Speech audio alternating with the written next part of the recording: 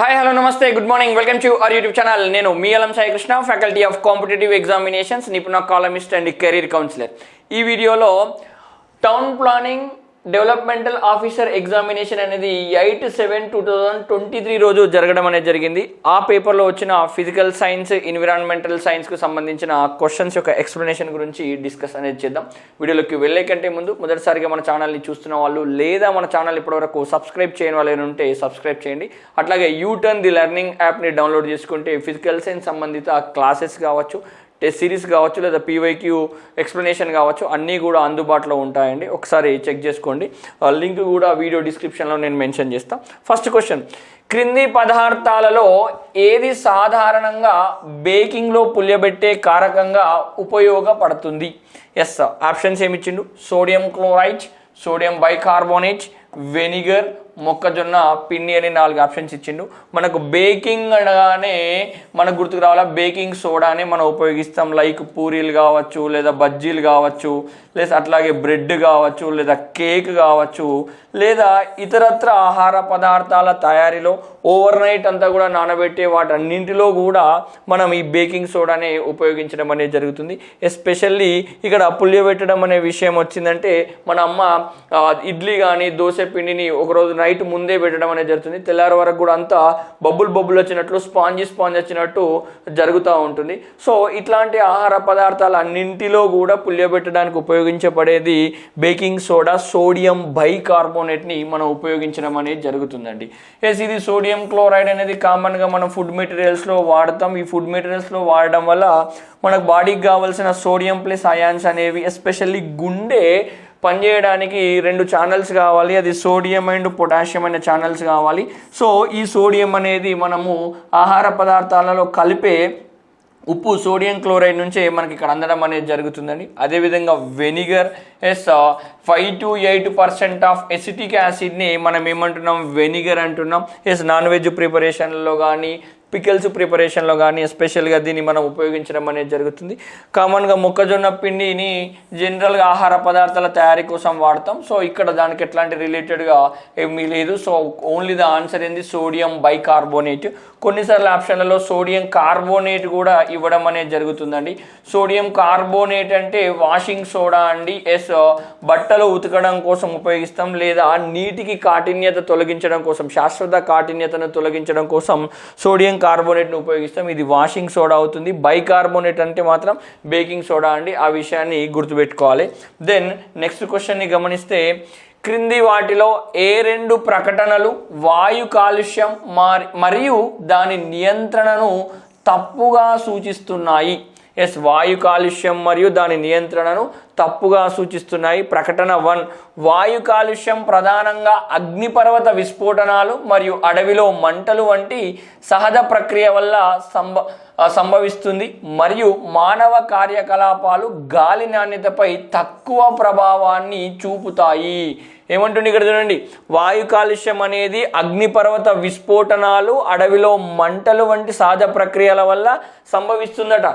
కానీ మానవ కార్యకలాపాల వల్ల గాలి నాణ్యత పైన ప్రభావం అనేది తక్కువ చూపుతుందట. మానవ కార్యకలాపాల వల్లనే ఎక్కువ ప్రభావం అనేది చూపుతుంది. ఈ సహజంగా జరిగే ఇన్సిడెంట్స్ అనేవి రేర్ కేసులోనే జరుగుతాయి, ప్రతిసారి జరగవు. కానీ హ్యూమన్ బీయింగ్ యూజ్ చేసే యాక్టివిటీస్, చేసే పనుల వల్లనే ఎక్కువ పొల్యూషన్ అనేది జరుగుతుంది. సో ఈ స్టేట్మెంట్ అనేది రాంగ్ స్టేట్మెంట్ అండి. అదేవిధంగా సెకండ్ వన్ చూస్తే, ఇంధన సమర్థవంతమైన ఉపకరణాలను ఉపయోగించడం మరియు వ్యక్తిగత వాహనాన్ని వినియోగాన్ని తగ్గించడం వంటి విధానాలను రూపొందించడం ద్వారా వాయు కాలుష్యాన్ని నియంత్రించడం పూర్తిగా ప్రభుత్వంపై ఆధారపడి ఉంటుంది. వాస్తవానికి ప్రభుత్వం దగ్గర కొన్ని గైడ్లైన్స్ ఉంటే ఆ గైడ్లైన్స్ని మనం ఫాలోఅప్ చేయాల్సిన అవసరం అనేది ఉంటుంది. కేవలం గవర్నమెంట్ పైన మాత్రమే ఇది డిపెండ్ కాదు. ఆ గవర్నమెంట్ చెప్పే గైడ్లైన్స్ అన్నింటిని కూడా వ్యక్తిగతంగా మనమందరం కూడా ఫాలో చేయాల్సిన అవసరం అయితే ఉంటుంది. సో దీనికి కంప్లీట్ రెస్పాన్సిబిలిటీ గవర్నమెంట్ అన్నట్టుగానే స్టేట్మెంట్ ఉంది. అది ఫాల్స్ అండి. ప్రతి ఒక్కరు ఇండివిజువల్గా తీసుకున్నప్పుడు మాత్రమే పాజిబిలిటీ కావడానికి అవకాశం అనేది ఉంది. ప్రకటన 1, ప్రకటన 2 రెండూ తప్పు. సో ఇక్కడ ఉన్నాయండి, ఆప్షన్ 1లో మనకు 2 ఉన్నాయండి. 1 మరియు 2 ప్రకటనలు అవాస్తవం. సో ఆన్సర్ 1 అండి. దెన్ నెక్స్ట్ క్వశ్చన్, కింద ఇచ్చిన పలు ప్రకటనలలో గ్రీన్ హౌస్ ప్రభావం మరియు గ్లోబల్ వార్మింగ్ మధ్య సంబంధాన్ని ఖచ్చితంగా సూచించినది ఏది అంటుండు. గ్రీన్ హౌస్ ప్రభావం అంటుండు, గ్లోబల్ వార్మింగ్ అంటుండు. మనకి ఇవి ఫెమిలియర్ వర్డ్స్, ఎప్పుడు కూడా వీటి రిలవెంట్ క్వశ్చన్స్ మనకు అడుగుతూనే ఉంటారండి. ప్రకటన 1, గ్రీన్ హౌస్ ప్రభావం అనేది నివాసయోగ్యమైన ఉష్ణోగ్రత పరిధిని నిర్వహించడం ద్వారా భూ వాతావరణంలో వేడిని బంధిస్తుంది. ఎస్, గ్రీన్ హౌస్ ప్రభావం అంటేనే భూ వాతావరణంలో వేడిని బంధించడం అనేది జరుగుతుందండి. అది టెంపరేచర్లో పరిధిని నిర్వహించడం ద్వారా. సో ప్రకటన 1 అనేది కరెక్ట్ అండి. సెకండ్, గ్లోబల్ వార్మింగ్ అనేది మానవ కార్యకలాపాల వల్ల సంభవిస్తుంది. Absolutely right. ప్రధానంగా శిలాజ ఇంధనాల దహనం, దీని ఫలితంగా సగటు ఉపరితల ఉష్ణోగ్రతలలో దీర్ఘకాలిక పెరుగుదల అనేది ఏర్పడుతుంది. అబ్జల్యూట్లీ సెకండ్ పాయింట్ కూడా కరెక్టేనండి. మానవ కార్యకలాపాల వల్ల జరుగుతుంది. అట్లాగే శిలాజ ఇంధనాలను మండించడం వల్ల సగటు ఉపరితల ఉష్ణోగ్రతలో దీర్ఘకాలికంగా పెరుగుదల అనేది సంభవిస్తుంది. ఇది కూడా రైట్. ప్రకటన 3, కార్బన్ డైఆక్సైడ్ మరియు మీథేన్ వంటి గ్రీన్ హౌస్ వాయువులు గ్రీన్ హౌస్ ప్రభావాన్ని తీవ్రతరం చేస్తాయి. ఎస్, మీథేన్ కానీ కార్బన్ డైఆక్సైడ్ కానీ ఈ గ్రీన్ హౌస్ ప్రభావాన్ని తీవ్రతరం చేస్తాయి. అట్లాగే గ్లోబల్ వార్మింగ్కు దోహదం చేస్తాయి. స్టేట్మెంట్ ప్రకటన 3 కూడా కరెక్టేనండి. అట్లాగే గ్లోబల్ వార్మింగ్ సముద్ర మట్టాలు పెరగడం, వేడిగాలులు, మార్చబడిన అవపాత నమూనాలు మరియు పర్యావరణ అంతరాయాలు వంటి పర్యావరణ ప్రభావాలకు దారి తీస్తుంది. ఈ గ్లోబల్ వార్మింగ్ జరిగినప్పుడు సముద్ర మట్టాలు అనేది అకస్మాత్తుగా పెరిగిపోవడం, వేడిగాలు ఏర్పడడం, అవపాతంలో మార్పులు రావడం అనేది కామన్గా జరుగుతుంది. ప్రకటన 4 కూడా సరైనది. ఇచ్చిన 4 ప్రకటనలు కూడా సరిగ్గానే ఉన్నాయండి. ఎస్, ఆప్షన్ 1లోని మనకు కనబడుతుంది. ప్రకటన 1, 2, 3 మరియు 4 అన్నీ నిజం. సో ద ఆన్సర్ 1 అండి. ఆన్సర్, స్ట్రాటో ఆవరణంలో ఓజోన్ క్షీణతకు సంబంధించిన క్రింది పదాలను వాటి సంబంధిత వివరణలతో జతపరచండి. మరి ఏమేం పదాలు ఉన్నాయంటే, ఫస్ట్ 1 ఓజోన్ పొర, సెకండ్ 1 క్లోరోఫ్లోరో కార్బన్లు CFCS, third 1 Montreal protocol, fourth 1 Antarctica ozone పొరలో ఏర్పడిన రంధ్రం. ఇవి పదాలండి. మరి వివరణలు ఏమున్నాయో ఒకసారి చూద్దాం, దాని తర్వాత మనం మ్యాచ్ చేద్దాం. ఫస్ట్ ఏ వివరణ, భూమి యొక్క స్ట్రాటో ఆవరణంలోని ఒక ప్రాంతంలో దక్షిణార్ధగోళ స్ప్రింగ్లో ఓజోన్ సాంద్రత గణనీయంగా తగ్గుతుంది. అంటే ఇక్కడ ఓజోన్ సాంద్రత గణనీయంగా తగ్గడం వల్ల దీనికి రంధ్రం పడే అవకాశం అనేది ఉంటుంది. అది ఎస్పెషల్లీ దక్షిణార్ధగోళ స్ప్రింగ్లో జరుగుతున్న విషయం. సో మనకి ఇక్కడ ఇచ్చిన పదాలలో ఫోర్త్ 1 అనేది దీనికి ఇక్కడ మ్యాచ్ అవుతుందండి. ఎస్, ఫోర్త్ పదానికి మ్యాచ్ అవుతుంది. అంటే 1, 2, 3, 4లో ఫోర్త్ 1 ఏని మనం తీసుకోవచ్చు. సెకండ్ 1 ఓజోన్ క్షీణతకు దోహదపడే శీతలీకరణాలు, ఎరోజోల్ ప్రొపల్లెంట్స్ మరియు ఫోమ్ బ్లోయింగ్ ఏజెంట్లలో సాధారణంగా ఉపయోగించే సంశ్లేషణ రసాయనాల సమూహమే క్లోరోఫ్లోరో కార్బన్లండి. ఆల్రెడీ బీది రెండవ దానికి మ్యాచ్ అవుతుంది. సో సెకండ్ది బీగా మనం తీసుకోవచ్చు. నెక్స్ట్ థర్డ్ 1 ఓజోన్ పొరను క్షీణింపజేసే పదార్థాల ఉత్పత్తి మరియు వినియోగాన్ని దశల వారీగా నిలిపివేయడానికి 1987లో స్థాపించబడిన అంతర్జాతీయ పర్యావరణ ఒప్పందమే మాంట్రియల్ ప్రోటోకాల్. అంటే థర్డ్ దానికి సిని మ్యాచ్ చేయొచ్చు. ఆల్రెడీ 3 మనకు తెలిసిపోయినాయి కావున ABC. ఫస్ట్ 1 ఏమవుతుంది, ఆటోమేటిక్గా D అవుతుంది. ఒకసారి చూద్దాం. సూర్యుడి నుండి హానికరమైన అతినీలలోహిత అల్ట్రావైలెట్ రేడియో ధార్మికతను గ్రహించడంలో కీలక పాత్ర పోషిస్తున్న స్ట్రాటో ఆవరణంలో ఉన్న ఓజోన్ వాయు పొరనే ఓజోన్ పొరగా చెప్పడానికి అవకాశం అయితే ఉంటుంది. ఎస్, ఫోర్త్ 1 ఏగా తీసుకోవచ్చు. మరి DBCA ఆప్షన్లు ఎక్కడ ఉన్నాయి? First 1 BCDA wrong, CDBA wrong. Yes, DBCA third 1 అనేది ఉంది. సో ఆన్సర్ ఈస్ థర్డ్ 1 అండి. Answer is third 1. Then next question, సముద్రాలలో జీవశైథిల్యం చెందని వ్యర్థ పదార్థాలు అధికంగా పేరుకుపోవడం వల్ల సముద్ర జీవులకు తీవ్ర ముప్పు వాటిల్లడం వల్ల ఎలాంటి పర్యావరణ సమస్య అనేది ఏర్పడుతుంది? ఏమంటుండు? జీవశైథిల్యం చెందని వ్యర్థ పదార్థాలు అంటుండు. ఆమ్ల వర్షమా? కాదు అండి. ప్లాస్టిక్ కాలుష్యము, ఎడారీకరణ, యూట్రిఫికేషన్.